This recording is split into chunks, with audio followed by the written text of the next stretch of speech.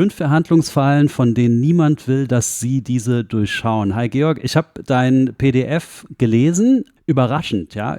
Eigentlich dachte ich kenne mich aus. Möchtest du ein bisschen erzählen, wie du drauf kamst, dieses PDF zu verfassen? Ja, es gibt beim Verhandeln sehr viele Möglichkeiten, Fehler zu machen. Ja. Und wenn man so in einem klassischen Verhandlungstraining drinnen ist, dann ja, bekommt man so die allgemeinen Fehler erstmal aufgezeigt. Ja, du musst dich Mhm. vorbereiten und du musst zuhören und so weiter.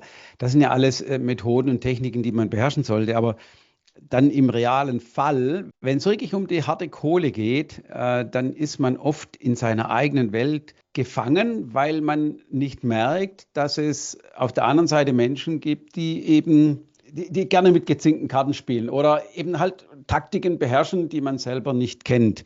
Na, wenn man zum Beispiel hier diesen ersten Fall nimmt, der Überschrift heißt im Osten lärmen, im Westen angreifen, dass man sich auf etwas konzentriert und der Partner hat eine Strategie, wo er auf einmal in die Verhandlung etwas einbringt, ja, was einen dann am Ende ganz schön dumm aussehen lässt. Und es geht hier um einen Unternehmensverkauf mit einer chinesischen Firma. Einfach mal zu sehen, wie sowas dann schiefgehen kann, wenn man sich auf die falschen Dinge fokussiert. Als ich das gelesen habe, dieses erste Kapitel mit dem Unternehmensverkauf, ist mir auch echt bewusst geworden, es ist echt gefährlich, alleine zu verhandeln. Ist eigentlich ein großer Fehler, ohne anwaltliche Beratung oder wenigstens ohne einen erfahrenen, ich sag mal, Berater, wie zum Beispiel auch dich jetzt, das selber zu versuchen, ne? Weil, Ja, also ist eine Challenge. ja, ja, Habe das ja selber hinter mir, ja, und habe genau, mir da ja. auch Rat eingeholt, muss ich sagen. Mhm. Ja, Ähm, aber am Ende, wenn es dann an die Unterschrift geht, muss man sie dann doch selber leisten. ja, klar. Und manches weiß man dann eben dann doch nicht. Und ja, also bei mir ist es soweit gut gegangen. Ich bin darüber zufrieden, wie es gelaufen ist und bin auch mit dem Mhm. Partner sehr gut klargekommen, arbeite ja auch Ja. noch ein Stück weit für ihn. Aber wenn es da wirklich, bei mir ging es ja jetzt nicht um Millionen oder Milliarden, ne, aber wenn man Ach, so ein ich Unternehmen kauft, dachte, bist du jetzt doch kein Milliardär? Spaß. ja, ja, nee, aber ist schon eine Herausforderung. Und Ja, nur manches Mal muss man auch sagen, viele Küche verderben den Brei. Man muss aufpassen, dass ja. einem nicht zu viele Leute reinreden. Und Mhm. was man eben auch haben sollte, immer eine klare Vorstellung. Ja, und dann der Okay. Punkt zwei Ja. wäre Mhm. Triade der Eigensabotage. Mhm. Ähm, Da geht es darum, dass jemand seine Wohnung vermieten möchte. Ja. Und der Punkt an der Stelle ist, da gibt es einen Satz, aber man sollte das mal einfach in aller Ruhe durchlesen, was man da alles falsch machen kann. Es gibt einen Satz, den ich einfach drunter schreiben würde: Reden ist Silber, Schweigen ist Gold. Aber Mhm. lest selber, was man damit alles oder richtig machen kann, Ja. wenn man in so einer Situation ist. Und eine Wohnung vermieten oder irgendwas verkaufen, das hat ja jeder. Und Mhm. das kommt im Leben nicht nur einmal vor. Also ich fand es ganz gut, du hast es immer so dialogisch dargestellt, ja.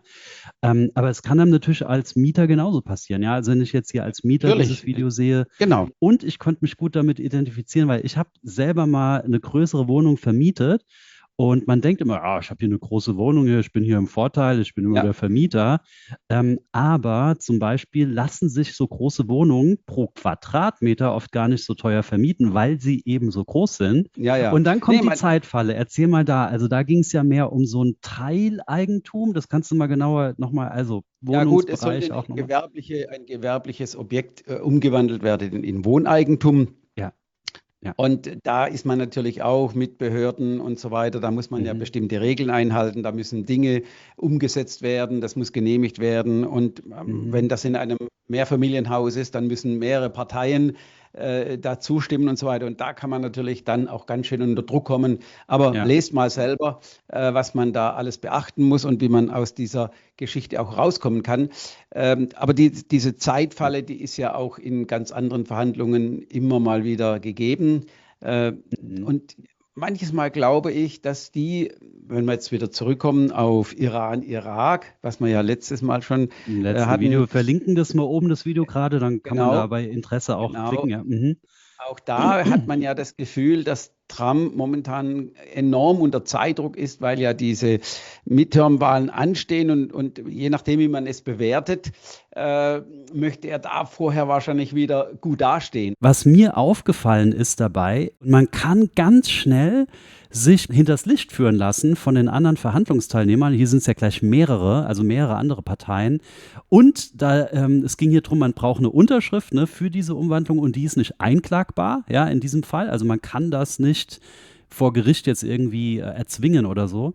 Was ich hier also wirklich interessant fand, ist, dass man so sehr sich verheddern kann, wenn man generell diese Falle nicht kennt. Ja, also war sehr erhellend zu lesen und ich war so ein bisschen geschockt, ja. Also ich glaube, viele haben auch wahnsinniges Glück, wenn sie da irgendwie ihr Eigentum verkaufen oder so, weil sie zum Glück nicht in diese Situation gekommen sind. Ja.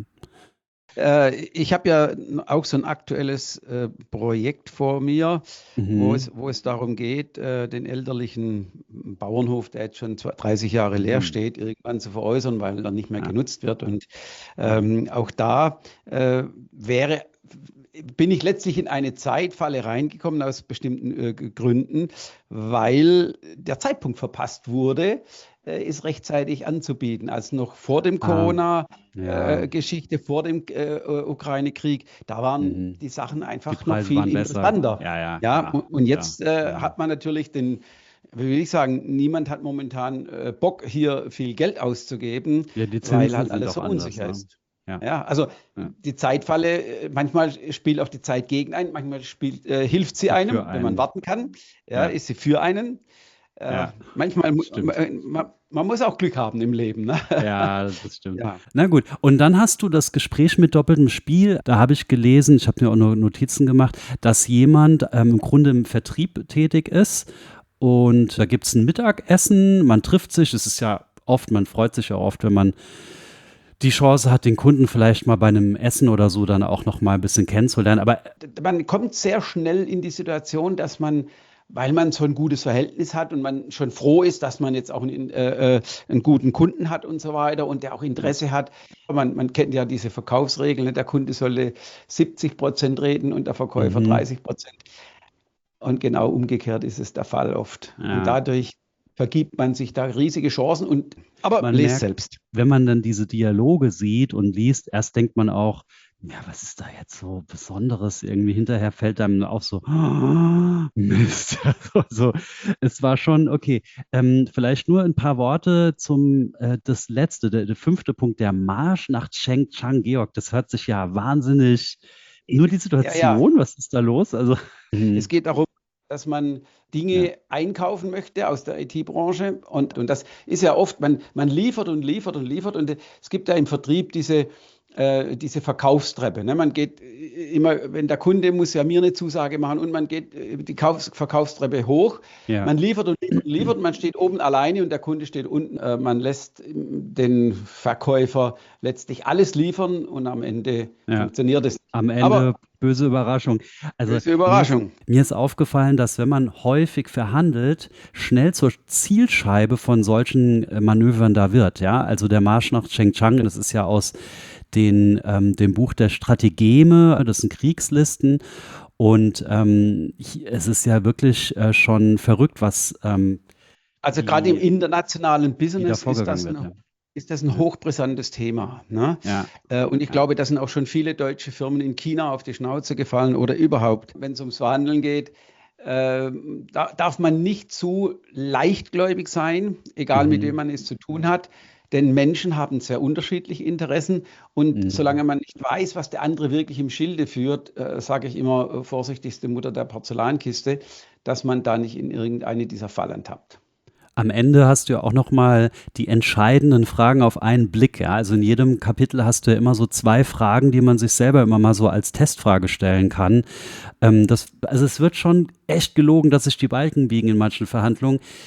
Ist unsere Moral passé? Ist das schlimmer geworden oder ist es einfach was man halt akzeptieren muss, wenn man verhandelt? Ich glaube, dass der Mensch an sich, jeder Mensch hat da so seine Schlechtigkeit in sich und immer wenn es ums Geld geht, sind die Menschen sowieso darauf bedacht, ja, nicht so viel zu verlieren. Ich meine, es ist immer schwierig. Also es gibt einen Tipp, den ich vom Anfang an bekommen habe von einem Kollegen.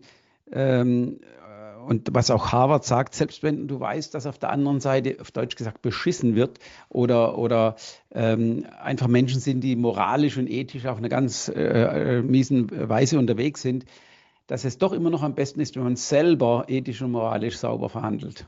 Ja? Ja. Also das ist letztlich die Quintessenz. Man meint, man kann das Schlechte mit Schlechtem bekämpfen, das funktioniert nicht. Also am besten ist, wenn man, funktioniert nicht. Man muss selber immer sauber sein.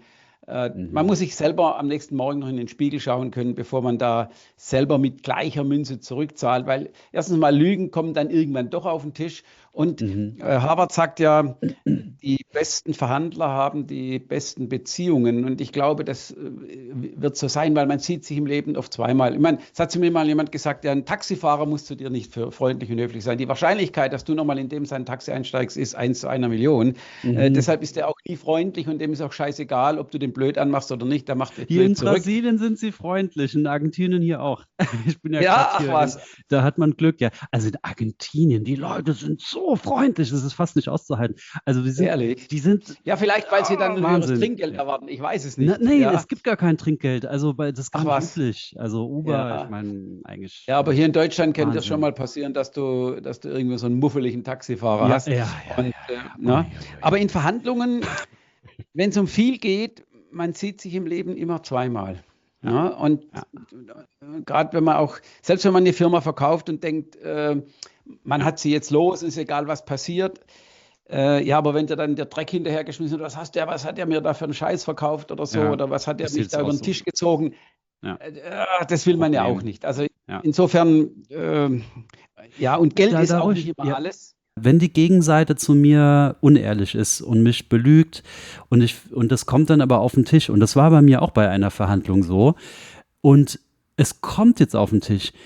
Wie verhindert man oder wie verhindere ich als Verhandler, dass der andere jetzt dadurch sein Gesicht zu stark verliert? Weil ein Gesichtsverlust beeinflusst meine Verhandlung ja immer eigentlich negativ. Oder nutze ich es dann als Druckmittel? Oder ich bin immer vorsichtig zu sagen, du hast mich da angelogen. Ich muss mich ja mit dem einigen, ja? Also es ist ja eine Verhandlung.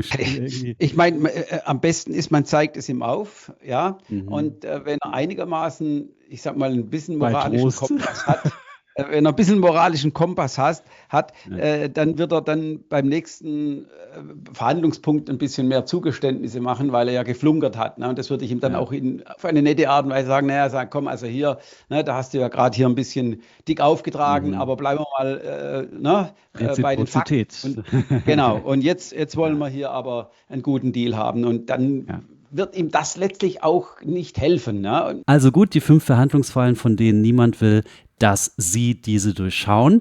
Und wir freuen uns natürlich über jede Art von Beitrag, wenn es konstruktiv ist. Ja, wie hat Henry Ford gesagt, Sie können einen Ford haben in jeder Farbe, solange diese schwarz ist.